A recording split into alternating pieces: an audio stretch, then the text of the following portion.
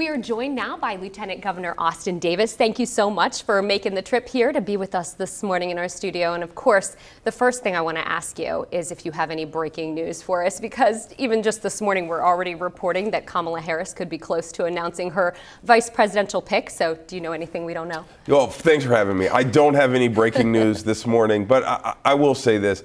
We as Pennsylvanians should be extremely humbled and honored that our governor his name is in the mix to potentially serve as vice president. It has been the honor of my life to serve alongside Josh Shapiro and really help him get stuff done for the good people in Pennsylvania. And so I trust the vice president's going to make the right decision in the coming days. And so we'll have to stay tuned. How do you feel about Kamala Harris now being on the top of the ticket? You know, I'm really excited that Vice President Harris is now at the top of the ticket. Obviously, the Biden-Harris team has accomplished so much for America, from passing the bipartisan infrastructure law, bringing us out of a pandemic, expanding black wealth here in America. They've accomplished so much, and I'm excited that Vice President Harris is going to continue that legacy to make sure that we have a government that not only stands up for all of us, to make sure that we're protecting our fundamental rights and our freedoms, and that everyone has the opportunity to live the American dream right here in America. So you said that you don't really know how it's all going to play out right now, but in a hypothetical scenario, how would the process work if Josh Shapiro is considered the vice presidential candidate? Yeah, so not much would change. If Josh Shapiro is the vice presidential candidate, he is still going to be the governor of the Commonwealth of Pennsylvania. And if we fast forward to if he won, then obviously he would resign as governor and become the vice president if they were to be successful, if she's picked. But that's a lot of hypotheticals that we have to kind of see how things play out. What happens to you, though?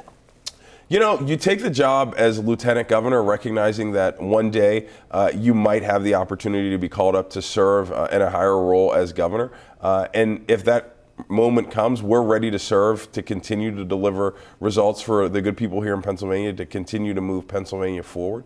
Josh Shapiro and I have been strong governing partners to fight for working class families, and we'd continue that work if we're called to serve. And then who would be your lieutenant governor? You know, the state constitution spells out a process of succession. If there is a vacancy in the governor's office, the lieutenant governor becomes the governor, and then the Senate pro tem president becomes the lieutenant governor. We will have to see who will be the Senate pro tem in next year's session after the elections. Right now, that person is currently Senator Kim Ward from Westmoreland County. But we'll see. We'll see what happens. We know that Democrats are only 3 seats away from flipping the majority in the state Senate. So that'll be decided when the elections are decided in November. And if it is Kim Ward, obviously a Republican, how would you work alongside her, or does the governor and lieutenant governor have to work together on a daily basis? You know, so Senator Ward and I work very closely now in my role as president of the Senate. I see her every day that I preside over the Senate. And so she has a lot of respect for me. I have a lot of respect for her. We're both professionals, and we can certainly agree to disagree when it's appropriate, and agree at other times. So, you know, we've had a really good working relationship up until this point, and I don't see any reason why that would change. You mentioned about the split legislature in Pennsylvania, and if that were to change, what impact would that have, especially, you know, on issues maybe like legalizing marijuana and other things that didn't get done, like the minimum wage, raising that in the state budget? Yeah, so, you know, the governor and I are unique, that we're the only governor and lieutenant governor that preside over a divided legislature here in Pennsylvania. We have a Senate controlled by Republicans and a House controlled by Democrats. So really, to get anything done, we have to bring Democrats and Republicans together to achieve bipartisan wins. And so I think that's pretty representative of Pennsylvania, a very purple state. I think, you know, you will see changes. There's an opportunity for Democrats to expand their majority, or Republicans to take the majority. In the fall, there's an opportunity for Democrats to flip the state Senate.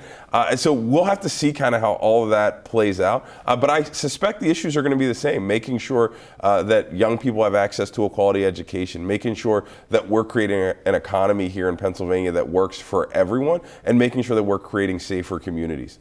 I know gun violence was something that actually propelled you into public service to begin with. How do you feel you've made a difference over the last year and a half as lieutenant governor? You know, we've made a lot of work, a lot of progress in terms of taking on gun violence here in Pennsylvania. I was thrilled that the governor appointed me to chair the Pennsylvania Commission on Crime and Delinquency, which is our criminal justice policy making arm in state government. We've delivered in this last budget $45 million to help fund violence intervention programs in our communities, to help folks who are on the ground to prevent violence. We've also added more resources to support law enforcement to make sure that they have the resources that they need. And for the first time ever, we got funding to stand up the Office of Gun Violence Prevention here in Pennsylvania. So I'm excited to stand that up to get to work. I think we've made significant progress.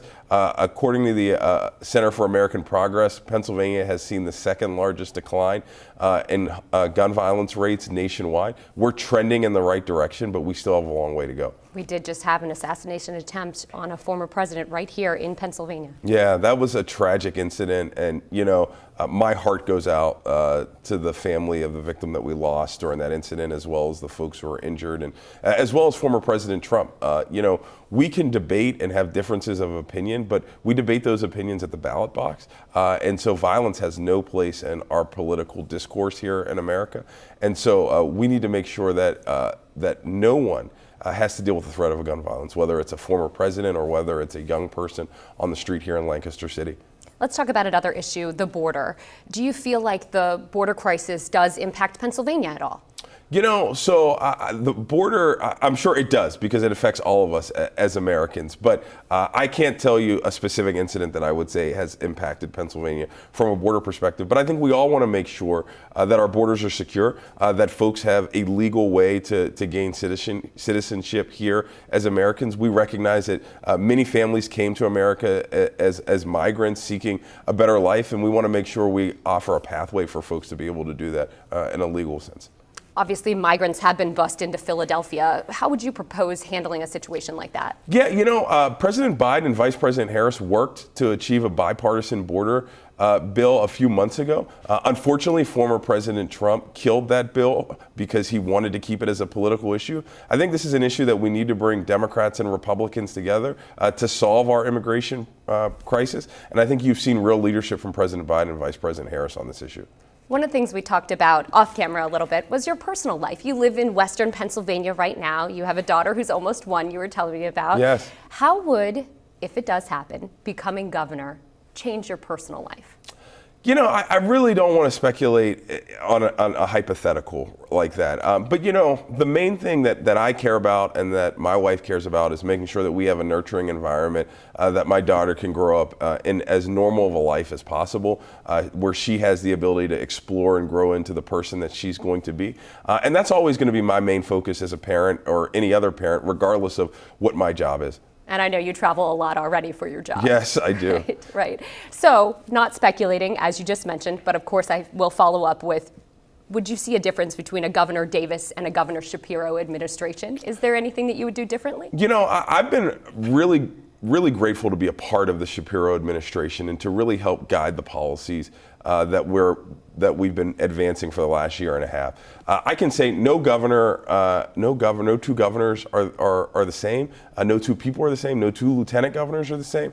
And so, you know, we're just different people, I guess, at some point. But I think the issues that Governor Shapiro fights for are the issues that I fight for. Making sure we're revitalizing our communities, making sure we're building a safer Pennsylvania, and making sure we're creating an economy that works for everyone. And so those tenets of our administration, I don't think would ever change.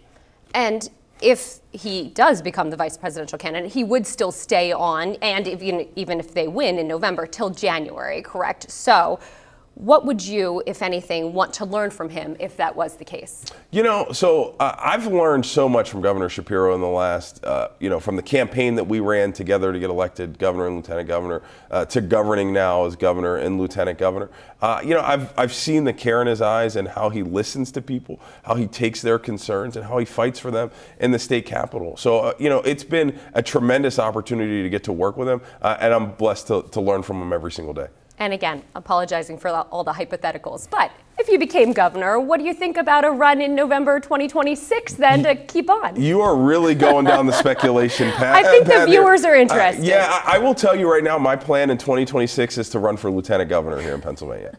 What are your priorities and your policies that you're looking forward to as lieutenant governor? Yeah, so my policies have been really the same throughout my entire career. One, making sure that we're making Pennsylvania communities safer. We're tackling the epidemic of gun violence so that no person has to live in the fear of the threat of gun violence. Two, to make sure we're creating ladders of opportunities for folks to succeed, making sure that we're giving everyone the opportunity to live the American dream. And that means addressing the root causes of poverty, like violence, like education, like making sure folks have access to family-sustaining jobs.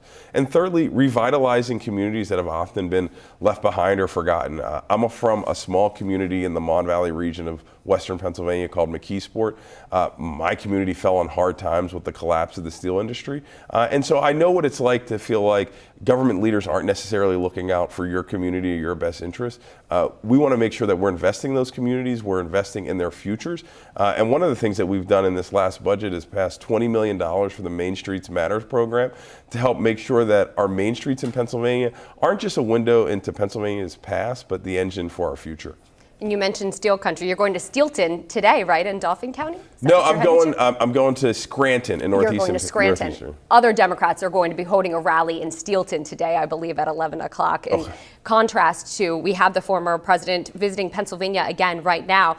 Talk about how security will be. I know Secret Service in charge of that event, but obviously we have State Police also there and Harrisburg Police in Pennsylvania for that event today. Yeah, as you said, Secret Service always runs point on presidential candidates and former presidents' visits. State Police has in the past and will always continue to support the Secret Service as they execute their mission. So obviously I can't get into the details specifically around safety and security measures, but we're certainly going to be a part of, the State Police will be a part of that detail. So we talked about gun violence, we talked about the border, we talked about education, we talked about improving Main Street programs. Let's talk the economy. That's obviously a big topic for this election, and I feel like every election.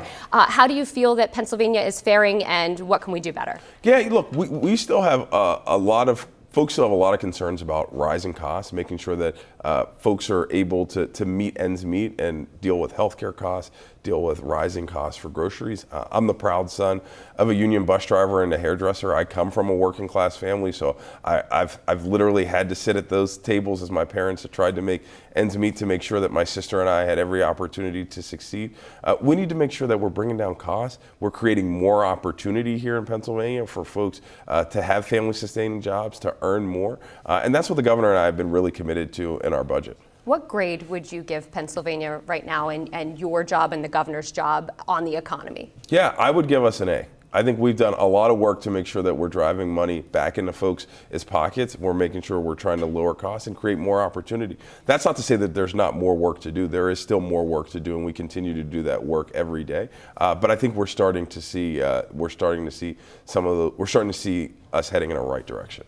What do you want our viewers to know? Anything in particular other than the things that we've already gone over? Yeah, I want your viewers to know, obviously I think a lot of folks aren't necessarily in tune with the Lieutenant Governor's office sometimes, but I want you to know that you have somebody who's fighting for working class families, who's fighting to make sure that everyone has the opportunity to live the American dream right here in Pennsylvania and to leave this Commonwealth a better place than we found it. Because as you mentioned earlier, I'm the proud father now, I'm a girl dad, and I want to make sure that my daughter has the same opportunities as any other young person here in Pennsylvania to succeed. And so while I'm fighting for every Pennsylvanian's future, I'm fighting for her future as well. And you were 33 when you took office? Yeah, I'm 34 now, and I am the youngest lieutenant governor in America at the moment. So how do you feel about that? It's an awesome opportunity and responsibility. I recognize that I stand on the shoulders of giants, not just to be the youngest lieutenant governor, but to be Pennsylvania's first African-American lieutenant governor. And I never lose sight of the fact that I didn't get here alone. There were a lot of people that helped me get here, and I stand on the shoulders of giants. And I work every day to make sure that the door's a little bit wider for some other young person to walk through it after me. All right. Thank you so much for taking the time with us today, and we appreciate your visit and safe travels to Scranton and beyond. Thank you so much.